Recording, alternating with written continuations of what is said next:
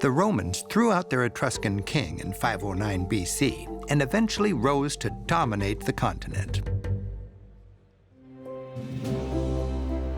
It was here that the first Romans gathered to trade in what became their forum or market. Shoppers strolled the main street, or Via Sacra. They worshipped at the temples. Politicians gave speeches. Businessmen did business.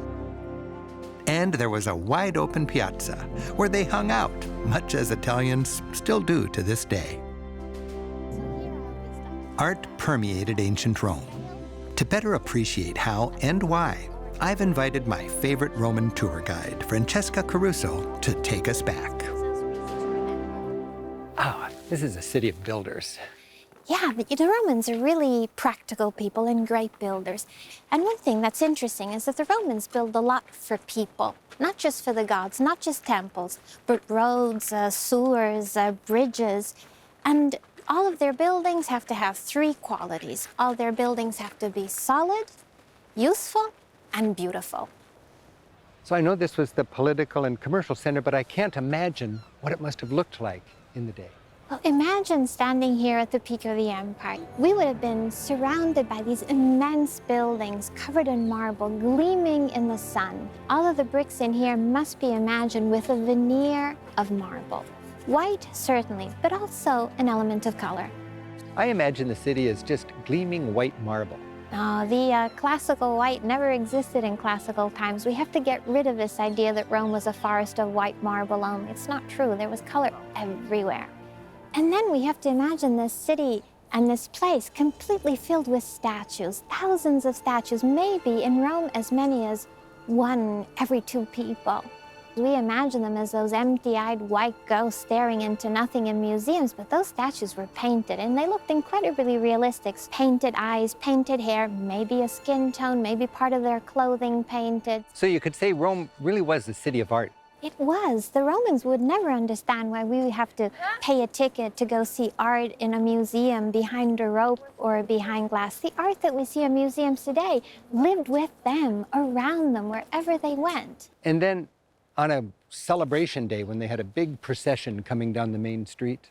Oh, it would have been right here. So imagine a procession with the prisoners in chains, wagons full of spoils. Imagine the trumpets, the flower petals thrown in the emperor's path, the cheering as they passed. They also had these wagons full of art that they brought back from these foreign lands as spoils. So imagine wagons full of statues and paintings and objects that people here had never seen. But so even the art was shown on the parade.